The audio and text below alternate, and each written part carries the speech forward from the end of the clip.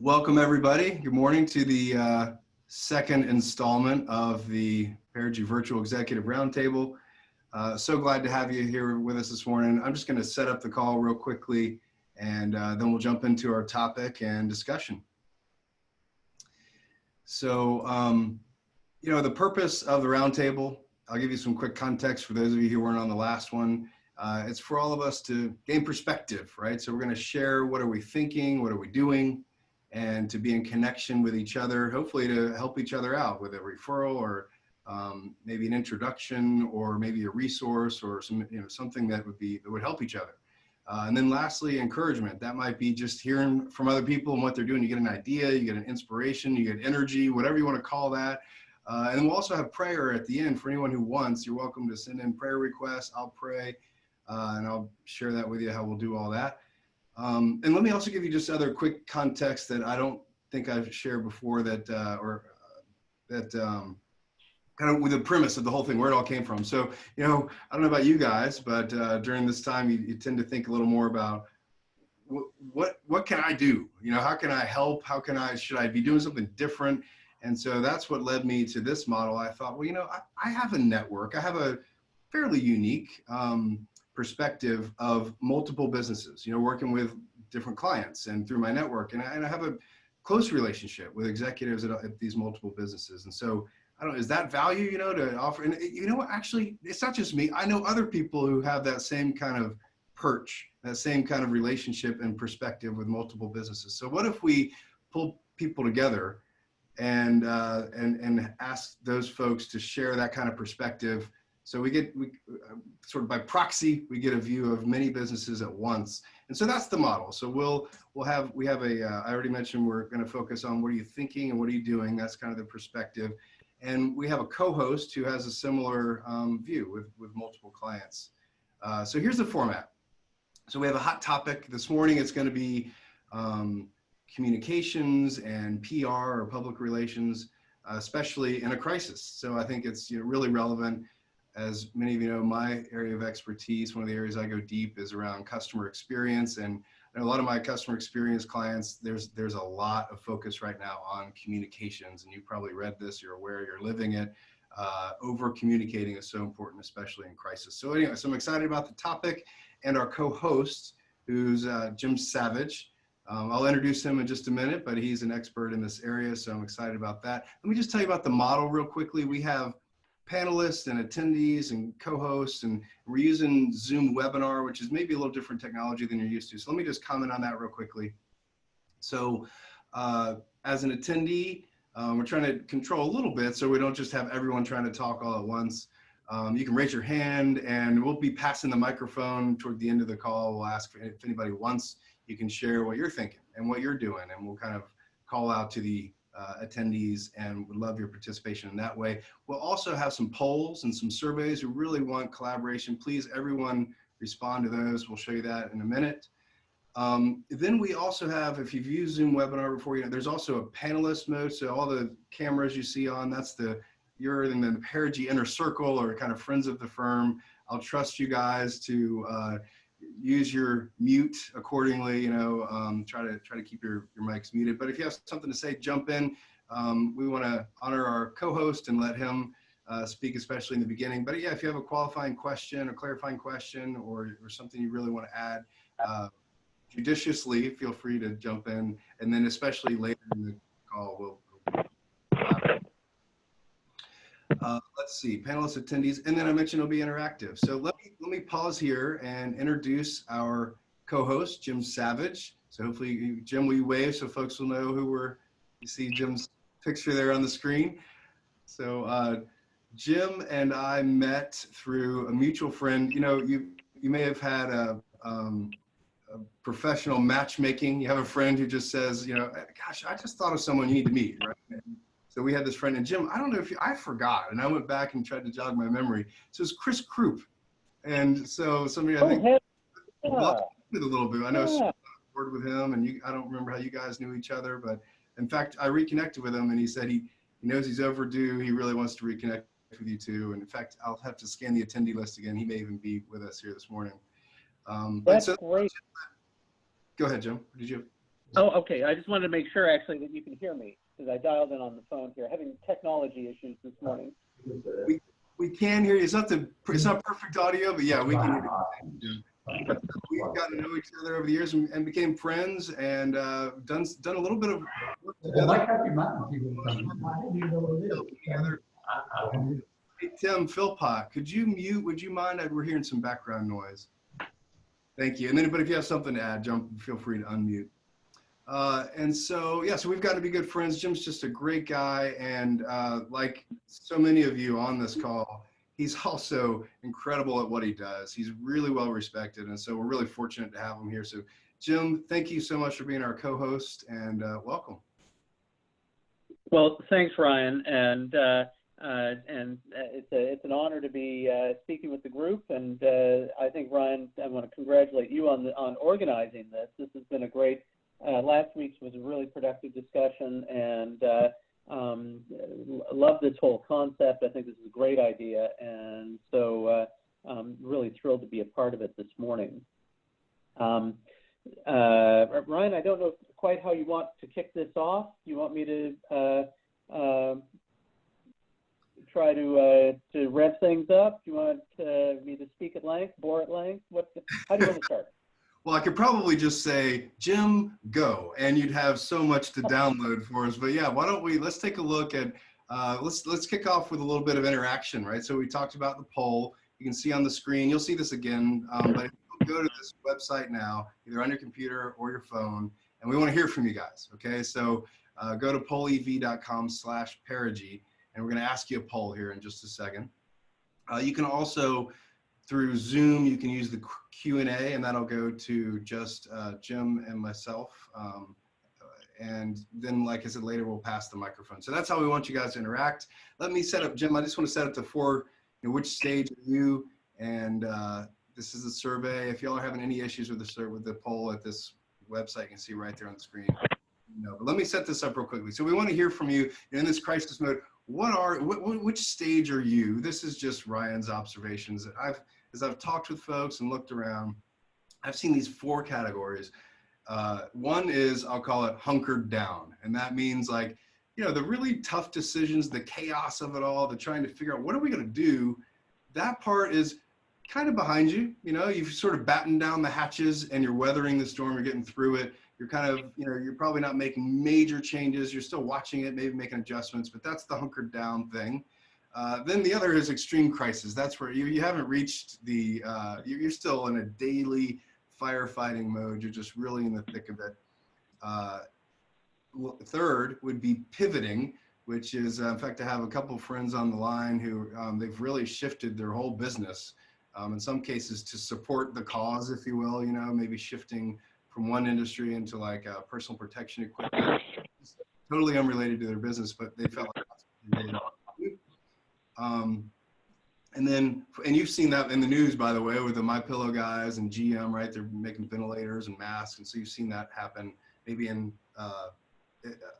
across the country, but you might not have seen it more at a mid-size or even small startup. So that's cool. It's exciting. I'm glad for that category. And then the 4th is high growth. I mean, some people, hey, they're a little sheepish and maybe even a little embarrassed to admit it, but there are some people that are just killing it right now from a business perspective. They're really doing really well from a business perspective. And so those are the 4 categories. There may be, I think 5th soon would be like emerging out of this, right? But I don't know that, we don't have that on the screen yet. So I think, Jim, this will give us some good context. If y'all will go ahead and start answering, we'll see the answers real time, populate the screen. And, Jim, you've seen how we do this before. If it'll take just a second to populate here, guys. And yep. You want to kind of react to it as they come in. That'll be interesting. You see right now we have everybody's in crisis. No, that's just the first person who answered. But yeah, so we have some crisis, which, hey, by the way, thank you for whoever's in crisis to actually being on the line, because, those are the folks I kind of expected wouldn't be available, right? Like you're firefighting. How do you have time to be on the call? So that's really cool. Glad y'all are here.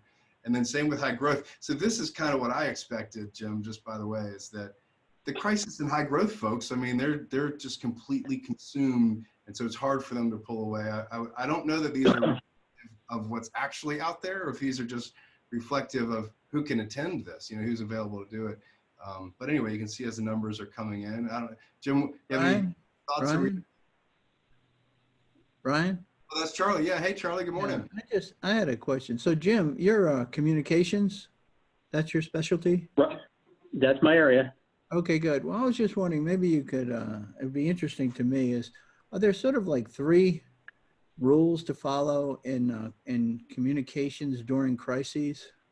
We're going there next. And Jim, Okay. you feel free to answer, or whichever you want to do. Go ahead.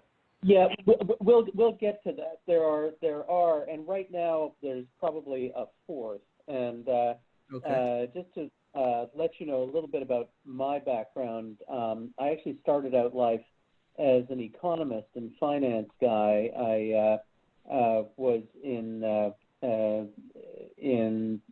with non-governmental organizations, and with the Canadian government for a number of years, and then with Verizon in a variety of marketing and communications roles, finally being their head of international corporate communications, and then with Philips Electronics for many years in similar communications and marketing roles, and following that I was the head of communications for the Federal Reserve Bank of Cleveland during the last financial crisis. So steeped in financial comms and all that as well. For the last few years, since returning to Dallas, I was the head of the corporate practice at Edelman, which is the world's largest PR firm, and then ran Pierpont Communications, a medium-sized firm in Texas, and then most recently launched Kingsbury Global. And what we do is really more around what we're talking about today: business recovery, business resilience, communications and messaging, while mitigating risk and while shifting both market positioning and strategic focus. So what 60% of us are doing today, and pivoting. And to Ryan, to your point, this does not surprise me at all. I think we're all doing this up to a point. A lot of businesses are pivoting while still having everybody hunkered down. We're all working from home. We're all trying to learn how to work as a team in a whole new environment, with varying levels of success. And the extreme crisis has passed, although I would caution that we probably have waves of that to come more from, as the world opens up and from a business recovery standpoint. We most of us don't know what the new business environment is going to look like, that we may anticipate levels of growth that don't occur, or we may end up with more growth than we're anticipating. So, we'll all be pivoting for some time yet. Just a quick check. Can everybody hear me okay? And are we doing okay? Good. Great. Fabulous. Ryan, that was a few technology issues. Right. Yeah. Well, cool. Let's move on. It's interesting. You didn't find this surprising. I was a little surprised we had this many folks pivoting. So I'm interested to hear from, when we get to the pass the mic, hear a little bit about who's pivoting and some of the high growth folks too. It'll be, interesting stories. But let's get into, again, it's not advancing. Give me just a moment here, and we'll just want to go to, I might need to stop sharing. Well, let's, Jim, if we could set up the topic, we kind of have the crisis model, the 3, and you said you want to add a 4th. If you want to start talking through that, and I'll just stop it and restart it so it'll share again. I think right now there are, especially for organizations that are going through a lot of change, which is almost everybody right now. I think there are really 4 different, I won't even call them rules, but principles that we all need to keep in mind when we're communicating, not just with customers or clients, but with perhaps especially right now with employees and and the workforce, and then the wider stakeholders.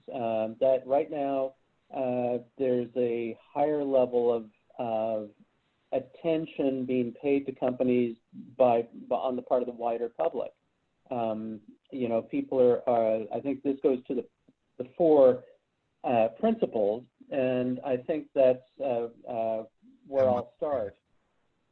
The first of which is transparency, and I think when companies are in extreme crisis, in particular, the tendency is to put your head down and try to barrel through it. That often means. I don't know where I cut out, but just transparency is kind of the first. It's important to be transparent. One of the principles. Right. So the tendency in crisis is to want to communicate less for good reasons. We don't know what's going on. We want to resolve the issue at hand. The lawyers will be telling you don't say anything, and that's good legal advice, but can be poor communications advice. And there's always a middle ground.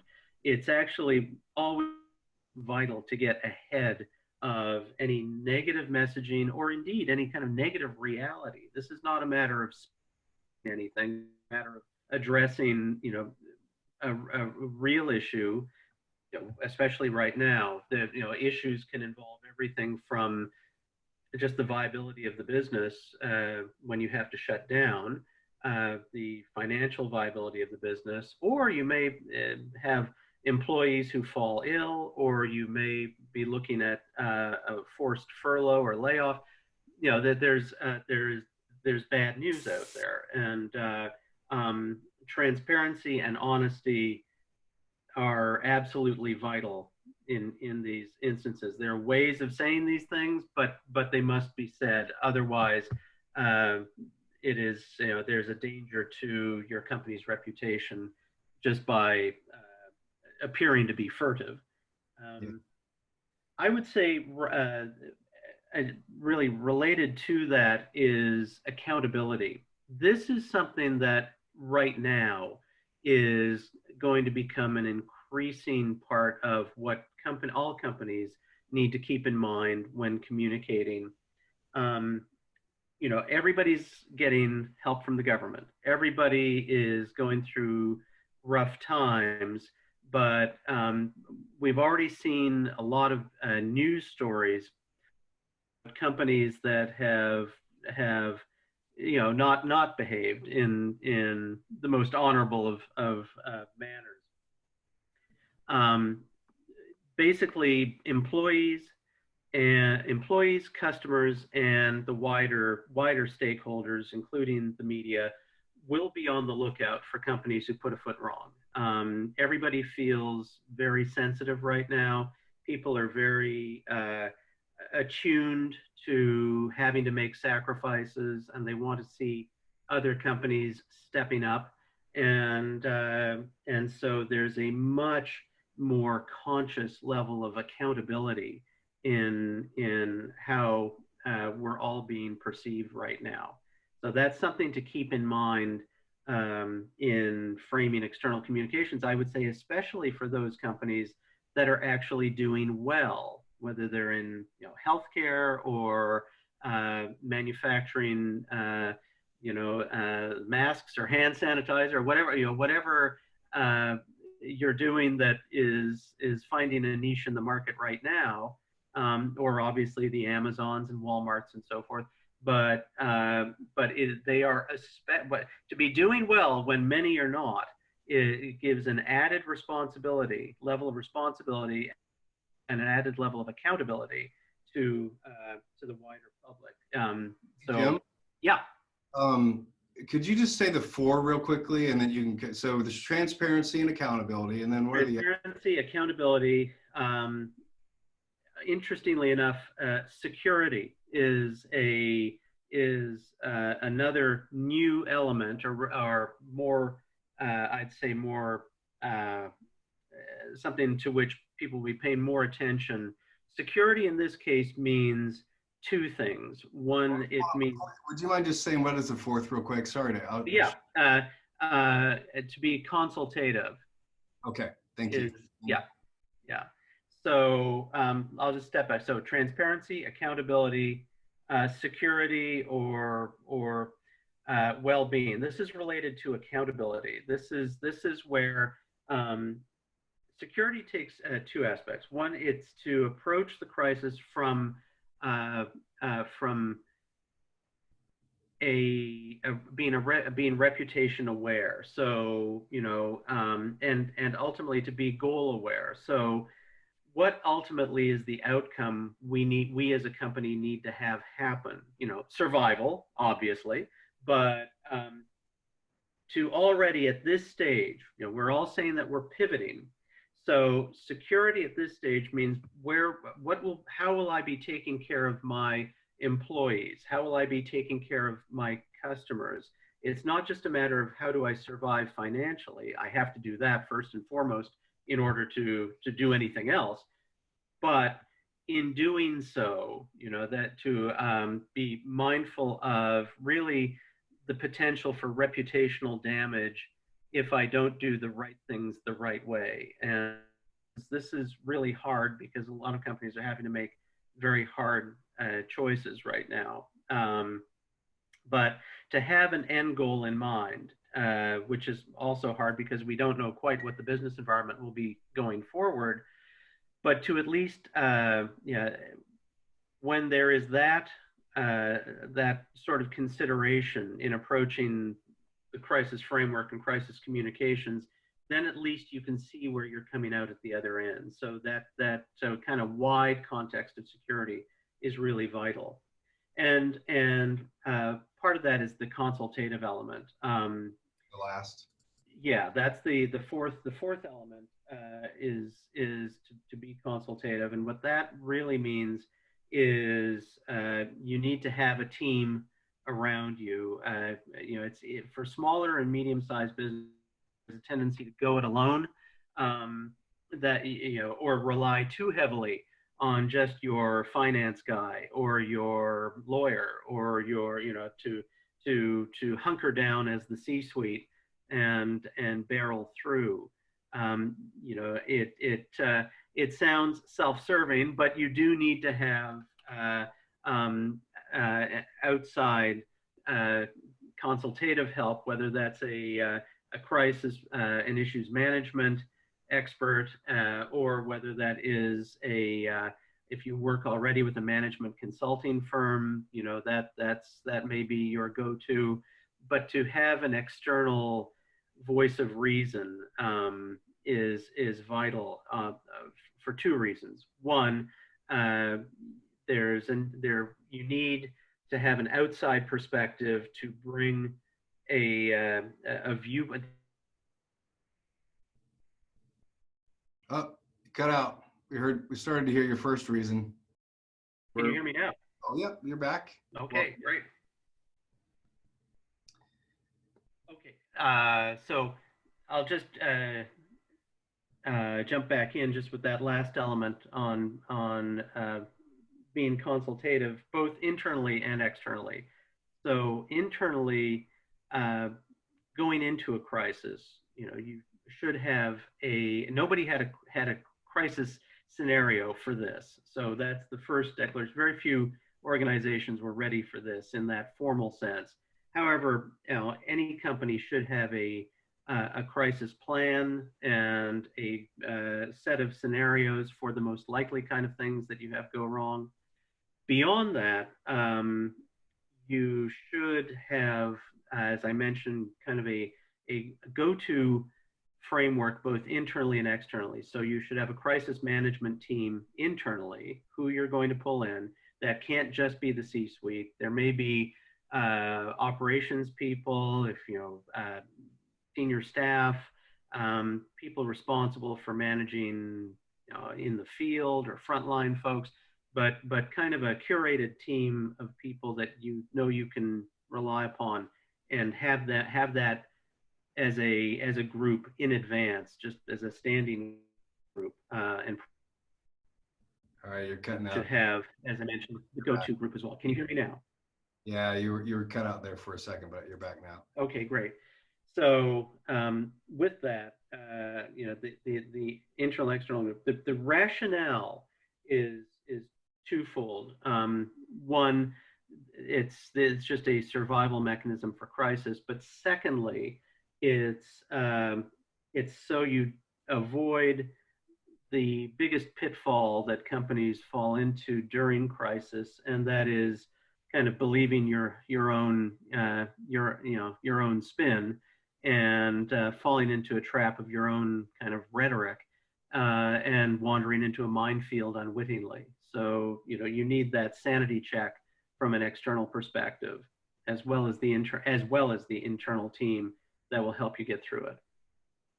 Well, let's do this, Jim. I don't know how revealing these polls are going to be, but we'll take a look, and then we'll start going to the group here and make it a little more interactive. So I, on the fly, switched to the four. I had different categories, so I think I caught up with you here. So we started with transparency. You can see here as people are polling. And by the way, guys, if take a look at the poll, if you missed any of these questions, we'd love to just circle back. So the first one should be transparency. You can see folks are fairly modest in this area. That's the leading answer. Although the second answer is, yeah, we're pretty far along in our thinking, but really the top two answers are we haven't done much yet. We're really just getting started on these. The people who are actually doing are lower on the list. So that's a great. It sounds like you're giving them some things to think about, and kind of calling them to action in this area. So that's cool. Let me just see if. Yeah, this may not. Okay, you know what? I'm gonna just bail on these. The slides aren't advancing. The poll, I think, is locking it up and not advancing. So I could monkey with it and keep canceling, going back, but I don't want to take away from our time together. So let's do this, Jim. We are at the halfway point. My thought is let's hear from the group a little bit, open it up, be a little more interactive with folks. So remind you, panelists, this is sort of like the Zoom you're used to, right? So you can unmute yourself and speak, or kind of try to get my attention, I'll unmute you. And attendees, if you'll raise your hand, you can bring things in through the through comments. You can and I can unmute you and speak that way. So any thoughts, questions for Jim from the group?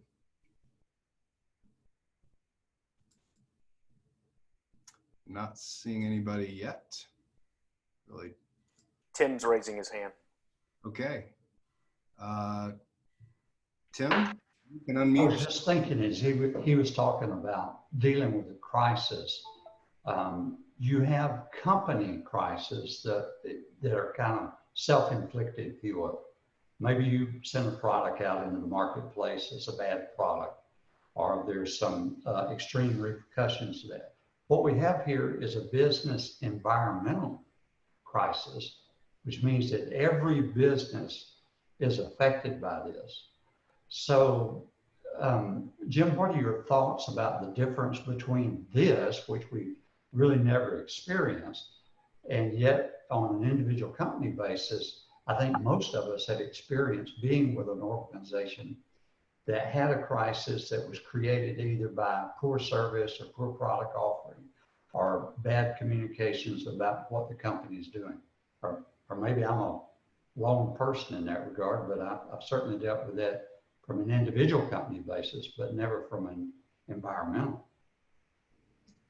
Yeah, no, Tim, that's a great point, and that's why I think the trends and the principles in dealing with this crisis are different. Some of the elements are good that are the same as would be in any crisis. Always good to have the plan, have the team, have the external resources and all that. But you're right. This is new for everybody. It's very different to past crises, and that's why the reactions are going to be different, and where the elements of being more because we're all going through this together, the awareness of the need for accountability, the need for employee well-being and overall concerns of security around and safety around customers and clients and all stakeholders will be front and center. You know, a lot of us went through the financial crisis in 08, 09, which was also environmental in that it hit all businesses, whether they were tied to the financial services sector or not.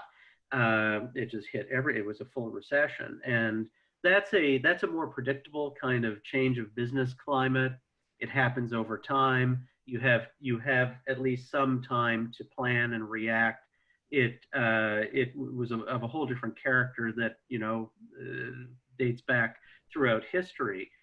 This was off the charts for all of us, and at multiple levels. In that there was both a safety crisis at the beginning, where we could no longer go to our offices or outlets or warehouses or factories.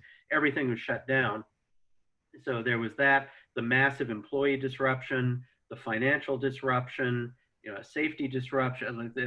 For all organizations, this has been multiple crises hitting at once, much of which is beyond our control.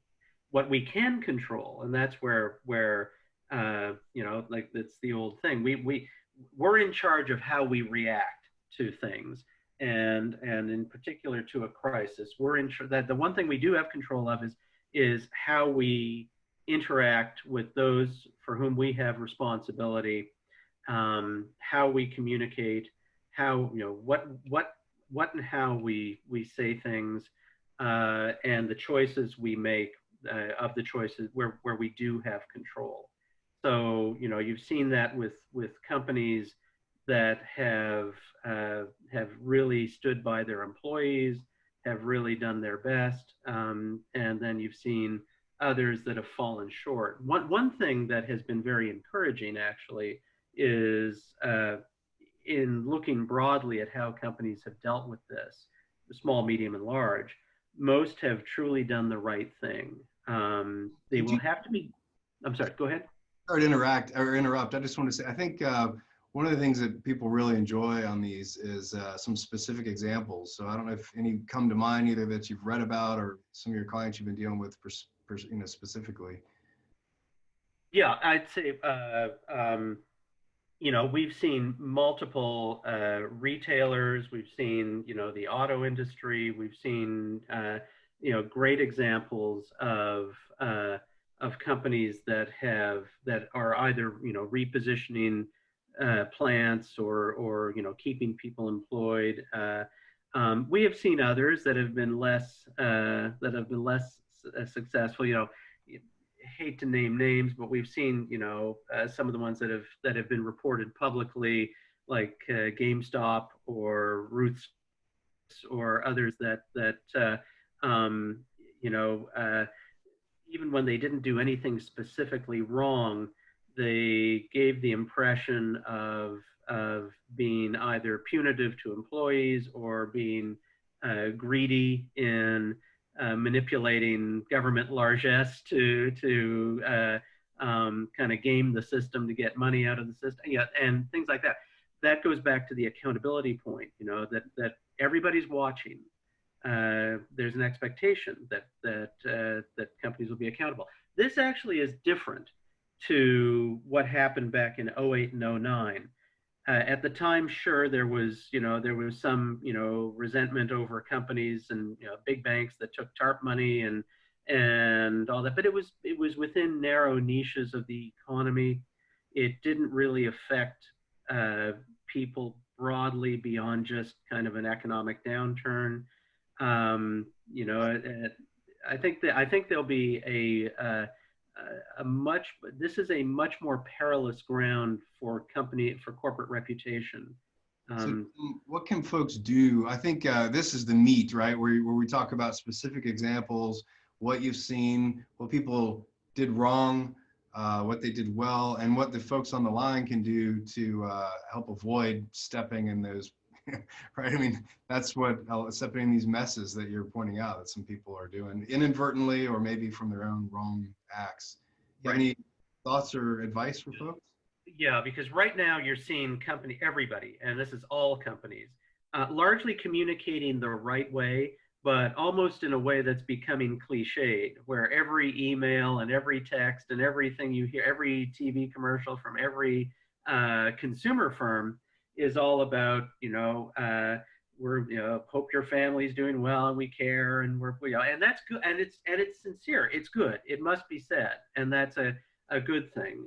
Secondarily, if companies are still in business serving the public, the extent to which they are taking every precaution to ensure safety and security of customer safety.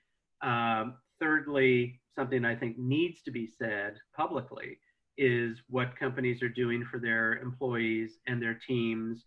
If you have people working at home, it's good to say that that's something you're doing and it's working well, and because that a lot of your clients and customers are doing the same thing. Okay, so anything that helps. Kind of in the spirit of those guiding principles you mentioned around transparency would be one of the main ones. Just start telling your customers and the public what you're doing for both your customers and your employees. Yeah. To be accountable and to keep people secure. Those guiding principles you mentioned. All right, cool, good. Yes, because I think that's what people want to hear. So that's pretty well understood right now. And Jim, what I'm hearing is the folks the platitudes can sound like noise, and even I think they're starting to be offensive to me. I'm like, okay, come on, guys, like that's pretty lame. You can do better than that. I don't know about offensive, but I'm at least turned off by it. Whereas ones who go above and beyond are what you're talking about now, about being transparent, and those are the ones that are kind of the shining, I don't know about shining, but the good examples of how to communicate and all of this. Is that right? I think what's happening now, so now, just like all of us, we're pivoting. As we open up, then it's what happens next. The next focus will be how, as companies, we're emerging, what we're doing. If we have good news, if we're hiring or rehiring, if we're reopening offices and plants and factories, as we're ramping up, that is a wave of good news that I think will be very reputationally beneficial. But it needs to still keep these principles in mind, because one, everybody feels very tentative as this goes forward, and so I think the one danger will be, especially for companies that are doing well and then revving back up, the risk of hubris may still be there. Again, many people have had severe economic dislocations. A lot of people have lost their jobs. A lot of people have been very ill. So I think all communications, even as things come back, need to be approached from a perspective of humility, and that's something that was somewhat unsuccessful coming back from the 08-09 recession, and I think some companies paid a price as a consequence. But we have an opportunity now to keep that spirit of all being in this together going as we reemerge and come back. And you're starting to see where businesses are reopening. We're going to see it here in Texas now. I saw it was interesting, some of the tentative experiences over the last few days in Georgia of businesses reopening, and ultimately all businesses are wanting to convey that sense of we are being incredibly responsible and accountable, and we're not approaching this in a cavalier fashion. Is great, Jim. I think you're pointing out we have a lot of folks, entrepreneurs, even some kind of division P&L owners on the line, and so they might not be communicating externally, although they can influence that. They'll be even communicating to their teams. So I think these are really important concepts. Something else I picked up on is in the spirit of that transparency is look for things that you might not have considered to be news before, and now be transparent and communicate those out. So like if a location is opening or the plant is getting going again, make sure you're being transparent about that. That's cool. We're at almost quarter till. I'd like to do pass the mic a little bit and hear from you guys. What are you thinking? What are you doing in this climate?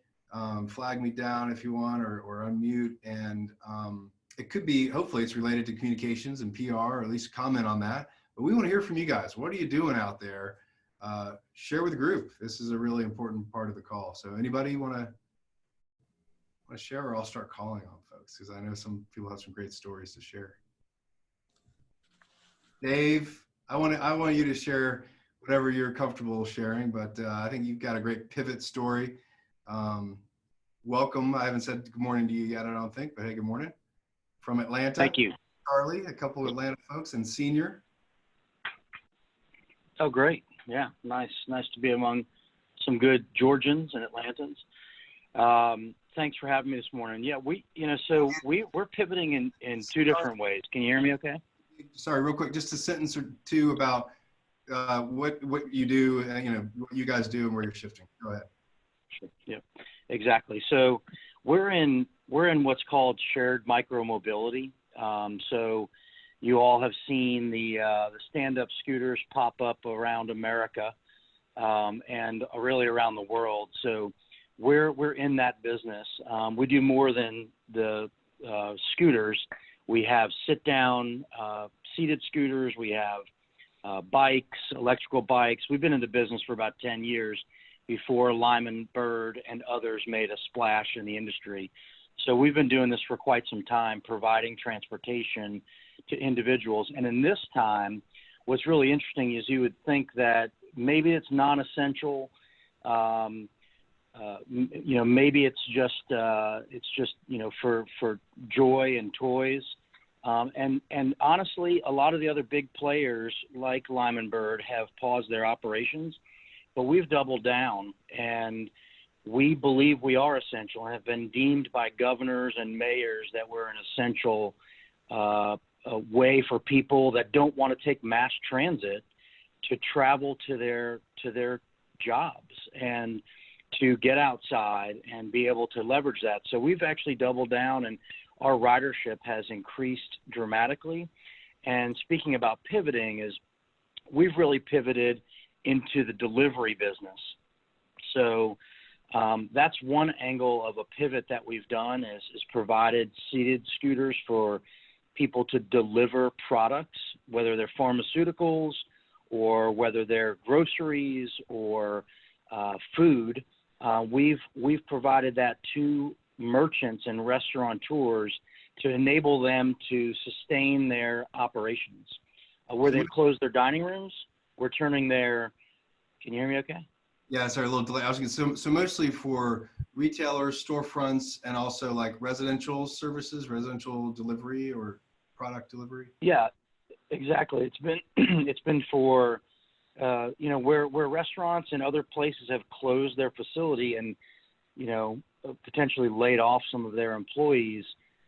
They've been able to bring them back and allow them to them also pivot into delivery drivers and allow them to continue to maintain an income and still provide a service to their communities. So that's been a pivot in one direction for us.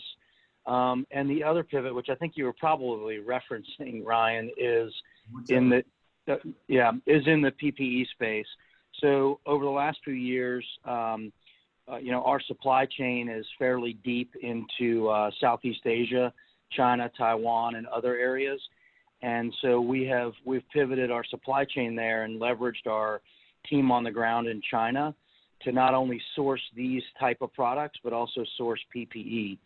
So we have a lot of, and it's really a perfect alignment for us because a lot of hospitals and other safety oriented companies are sponsors on our rideshare programs. And so we've been able to turn our supply chain into procuring and sourcing PPE, personal protective equipment. So the masks and the gowns and the face shields and all those things and bring those into the U.S. using our freight forwarder, who is Flexport, who's a world-class freight forwarder, and has allowed us to sort of jump the line, bring that product in.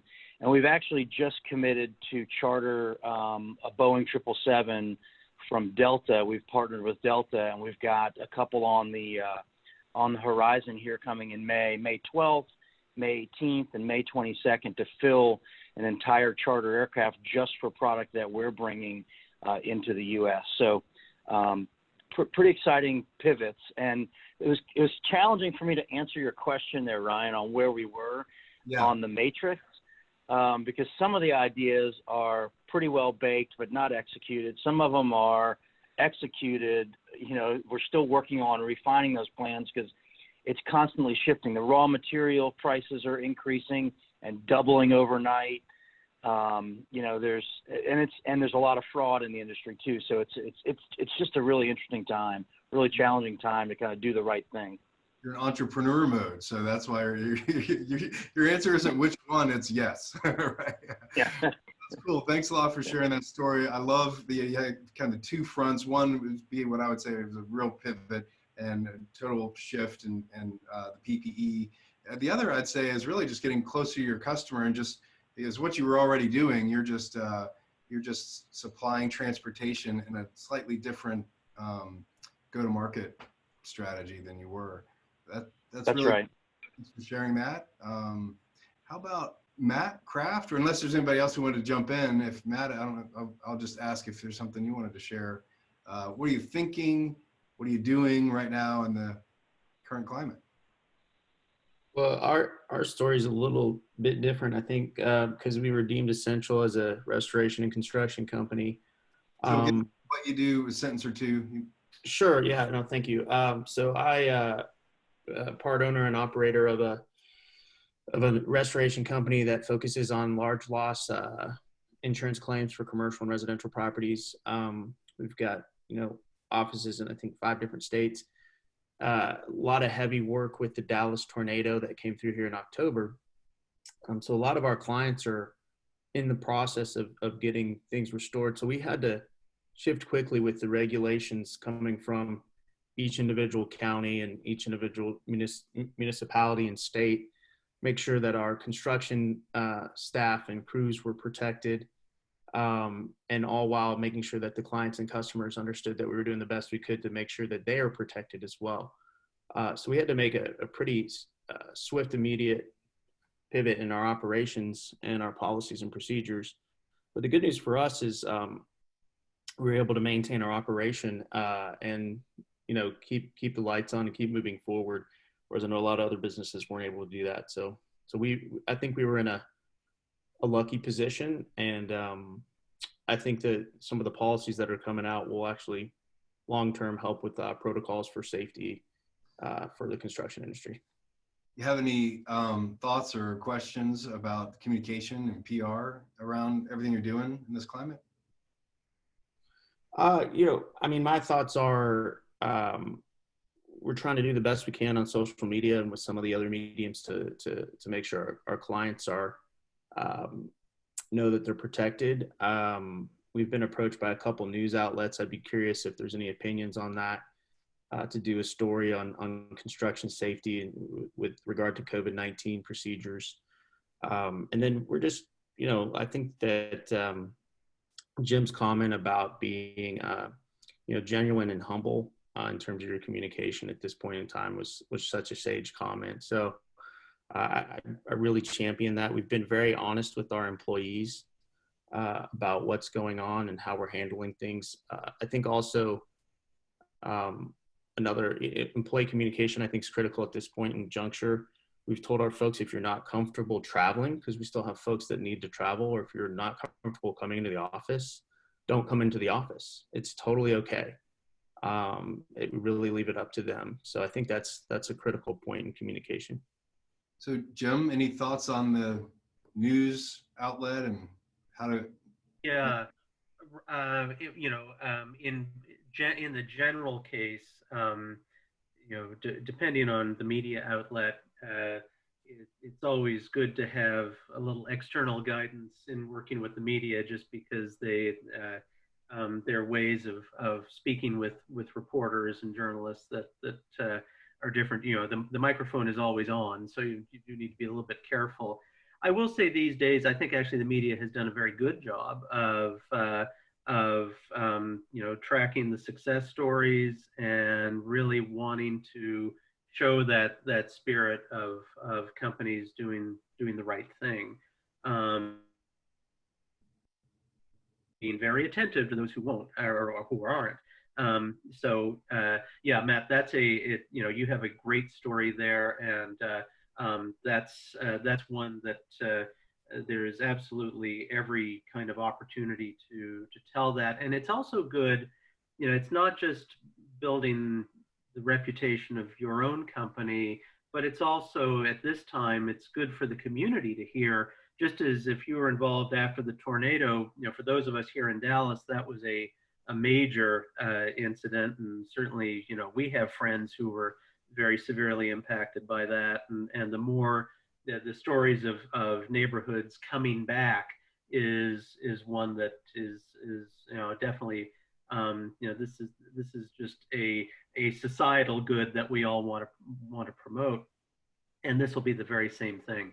The steps you're taking with your employees and workers, you know, how we're rebuilding the community and all that. These are good stories, and there's absolutely no harm in working with media to ensure that the community knows what's going on.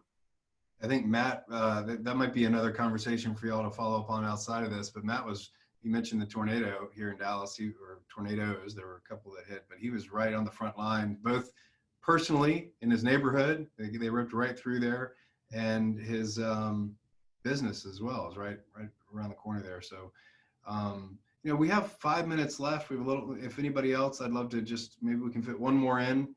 Anybody else has anything they want to share about what they're thinking, doing in this climate? And we can wrap early if not, but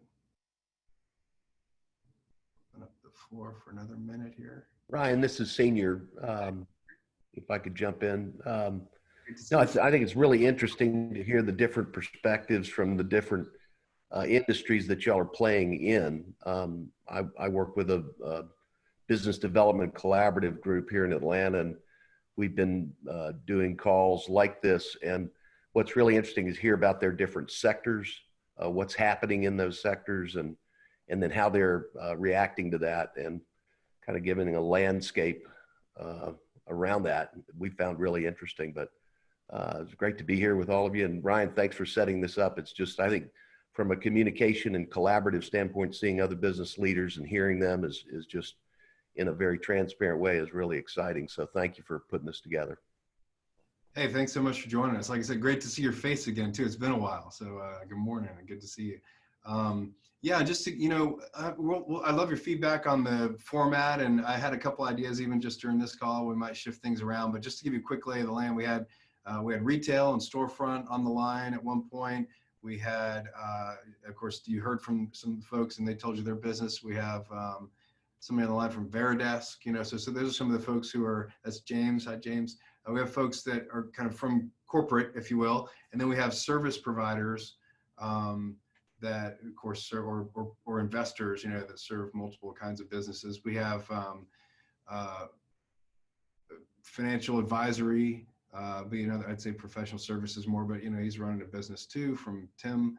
And Rod is in kind of a specialty business of imaging, of postal imaging and routing and that sort of thing. So yeah, I think we have a lot of, that's a great point, Senior. I think if anybody wanted to share with a few minutes left we have, or maybe that's a good future topic to cover, or of an industry perspective. So thanks for that. And maybe I'll look for an economist. You already suggested some, so thanks. That might be our co-host for that one. Well, hey, I want to respect our time and just thank Jim. Jim, thank you so much for your perspective on communications and PR, especially in crisis. This is our second installment here. We'll keep these going. And like I said, I want your feedback. Please let me know if you have any ideas on formatting. And like I said, I already have some ideas. I'm going to make some changes, but would love to hear from you too. And hopefully we'll see you again. I'm going to stay on for just another few minutes if anybody else wants to stay on and chat. And I'm going to always start these a little early too, so you feel free to join us, and we'll just catch up a little bit before we about 15 minutes early every week if you want to do that. Next week, right now, we have scheduled Don Glacy, who has become a friend of mine here in Dallas and is a Vistage chair. And he's an interesting case study or story in that for years he was a Vistage member, and now he was one of the youngest members, and now he's one of the youngest chairs. So for those of you who know, Vistage is a peer group organization where CEO peer group, where there's a chairperson who brings together, kind of like we're doing here, collaborative, but they're all in a much more private, intimate setting, talking about their businesses and that sort of thing. So I'm interested to hear about Don and what he has to say about kind of like leveraging your network or how to interact with your network. Jim, I just want to thank you again. So much experience, and as Matt used the term sage advice, I think that's a well-used term there. So thank you all. And any parting thoughts? I'll just wait for a minute, see if anybody has anything they want to share. And like I said, I'll hang out for a few minutes too. I think it's just helpful, Ryan. It's Andrew McKinney here from SurveyMonkey. It's just really helpful to see a couple faces on the screen, a lot of wisdom, a lot of years, a lot of decades in executive positions. And I just can speak personally. I'm just stepping into an executive role over at SurveyMonkey in sales, and really helpful to hear from Jim and some other leaders here just about how complex this crisis has been, and how sensitive we all need to be. So very helpful. Thank you for. It's 9 o'clock. Thank you for sharing, and I got a lot of value on the time when I was on the call. So thank you. Cool. Ryan, I'm just going to weigh in and just thank everybody for their time today, and Ryan, great work on bringing all this together. This is a great group of people, and I think we all have a lot to learn from each other. Really looking forward to being a part of this going forward. Cool. Well, thanks again. I know some people are going to need to drop at the hour here. Like I said, I'll stay on, but thank you all so much. We'll kind of wrap, but if anybody wants to stay and hang out, I'll wait. I'll be the one to turn out the lights. Thank you all. Have a great day. We'll talk soon.